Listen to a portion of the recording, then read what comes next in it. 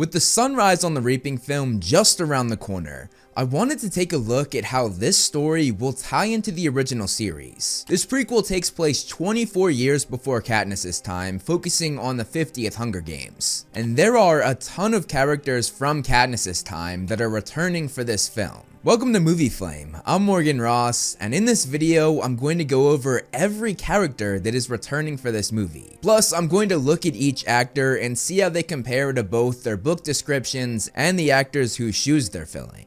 If you enjoyed this video, please consider liking and sharing. It will greatly help to grow and sustain the channel.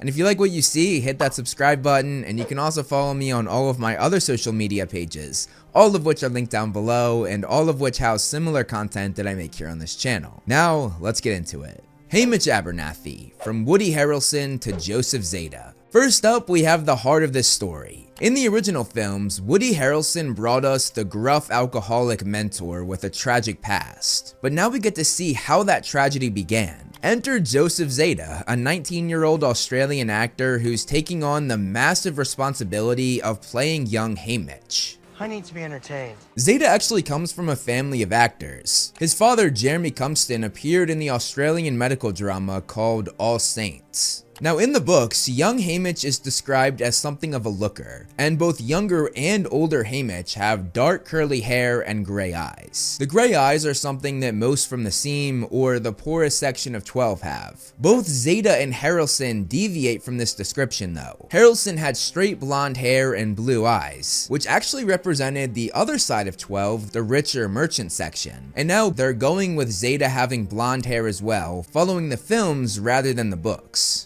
Effie Trinket, from Elizabeth Banks to Elle Fanning. In Sunrise on the Reaping, we see a young Effie Trinket in her early fashion career, and she steps up to help style the District 12 tributes for the 50th Games. Plus, we see the beginning relationship between Haymitch and Effie start to form. Elizabeth Banks' Effie was pretty much perfect, giving an over-the-top performance that made Effie a fan favorite. But now, Elle Fanning is stepping into this role, which I think is a fantastic casting, and I think most fans agree with me. Quite fabulous. Fanning, who is now in her mid-20s, has built an incredible career since her childhood. She's proven her range in everything from Super 8 to what I think is her best performance, playing Catherine in The Great. You are a bloodthirsty thug, and I wish I had killed you when I had the chance. When it comes to the book description, Effie is described as having colored hair and an outlandish wardrobe. But when we see Effie in Mockingjay, this is more of what we should base Elle Fanning's looks on. And honestly, Banks and Fanning are pretty similar. While Banks brought a mature sophistication to Effie in the original series, I think Fanning can pull off the bubbly younger version of the beloved character. Plutarch Heavensbee, from Philip Seymour Hoffman to Jesse Plemons. This one hits a little different because we of course lost the incredible Philip Seymour Hoffman during the original series, and he didn't actually live long enough to finish filming, meaning much of Plutarch's arc at the end of the series was cut. Hoffman brought such gravitas and subtle intelligence to Plutarch though, making him feel like a true mastermind working behind the scenes. Plutarch's role in the new movie is following the District 12 tributes around, filming them, and documenting everything. This of course hints at his future success with the propaganda campaigns that helped end the war. Jesse Plemons is taking over this role, and I think this is a brilliant casting. Plemons has made a career out of playing characters who seem unassuming but harbor incredible depth and sometimes darkness, like when he played Todd in Breaking Bad. I didn't want to kill him, you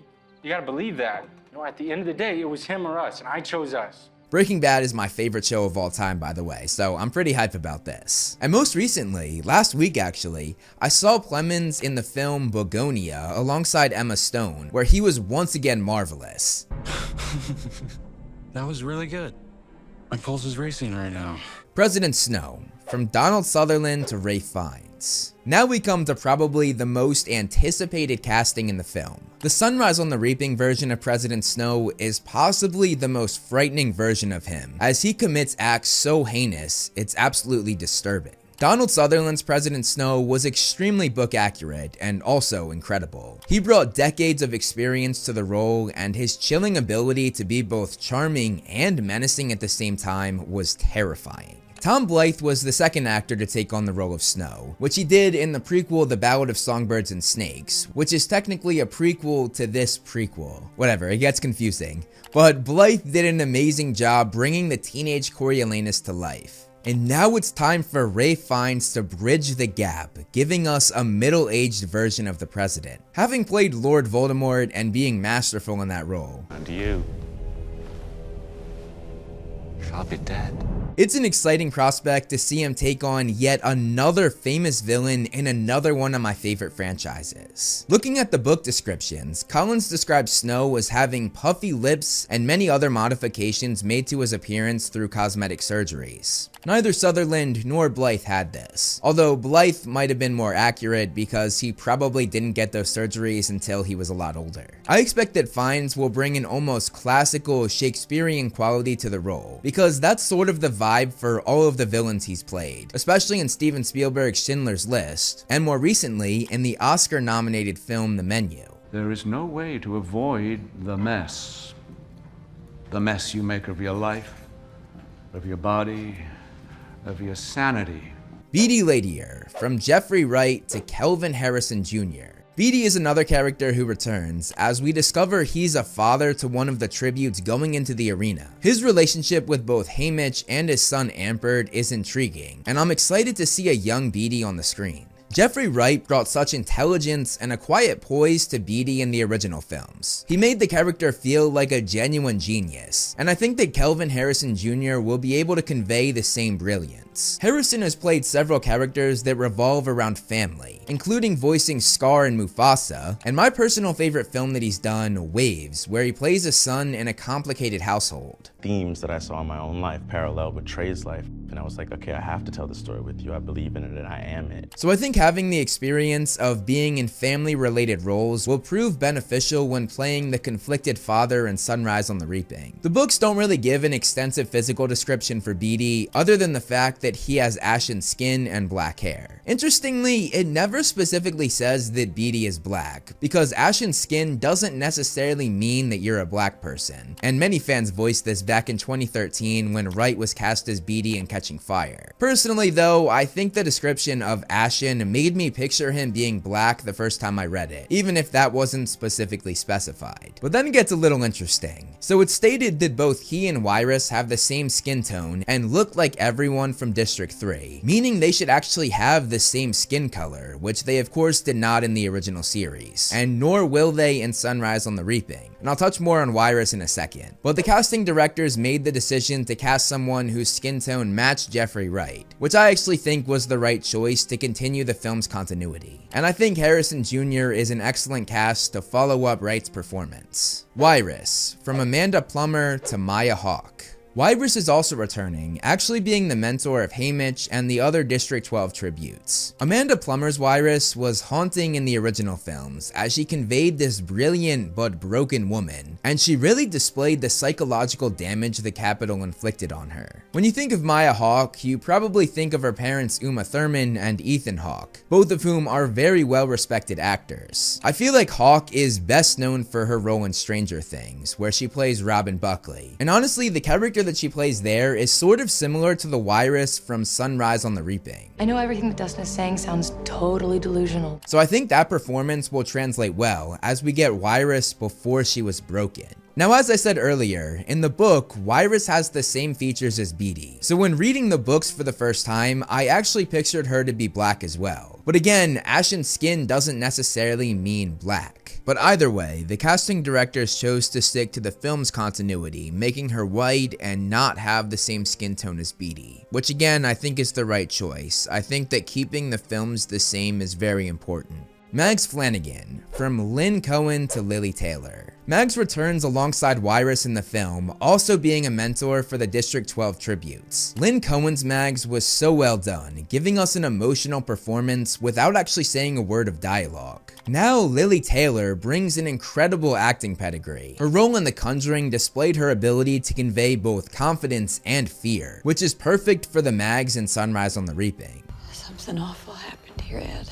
There's not much to go on for Mags's book description. In the original series, she was just described to have white hair, missing teeth, and a tiny frame. And there was even less of a description in Sunrise on the Reaping, meaning it doesn't really matter what Lily Taylor looks like. All that matters is her acting ability, and I think she has that down. Also, I will mention that there was a younger Mags in a promotional poster for the original films, but I couldn't find the name of the model, unfortunately. Caesar Flickerman, from Stanley Tucci to Kieran Culkin. Caesar Flickerman returns in the same role he had in the original series, hosting the games as well as the interviews. And this is a casting that I'm pumped to see, as Kieran is fresh off winning an Oscar for his role in A Real Pain, where I will say he was fantastic. I mean, does no one else see the irony here? Jesus, like eating fancy food and sitting up here when 80 years ago we would have been herded into the backs of these things like cattle. Stanley Caesar Flickerman was perfect. This gleeful, theatrical host who made the horrific seem entertaining. Meanwhile, Kieran Culkin has been killing it in Succession, showing that he can be charming, witty, and sometimes absolutely ruthless. I mean, my sister's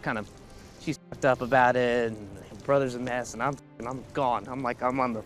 I'm dead. It's over for me. It's okay. It's fine. In the book, Caesar was described to not age, to wear makeup, and to annually change the color of his hair. Tucci matched this pretty much to a T, and I'm excited to see Culkin in this getup, I will say. Burdock Everdeen, from Philip Troy Linger to Scott Greenan. Philip Troy Linger had a very small part in the original films, pretty much just being in a framed picture. And this aligns with the book because we never even knew his name, as we simply called him Mr. Everdeen. Now in Sunrise on the Reaping though, we know that his name is Burdock, and Scott Greenan will be portraying him. There's not much to go on with Burdock's looks in the novel, but I think Greenan looks pretty close to Linger. Like, I would believe that this was a younger version of the Burdock we saw in that picture. Asterid March, from Paula Malcolmson to Grace Ackery. Just like with Mr. Everdeen, in the original series, we did not know Mrs. Everdeen's first name or her maiden name. But now with Grace Ackery taking on this role, we know both, her name being Asterid March. Grace Ackery is probably the least experienced of any actor that we've gone over in this video, only having 2 credits and appearing in a combined 3 episodes. Looks-wise, we know that the character has blonde hair and blue eyes, having the features of those in the merchant section, the richer part of 12.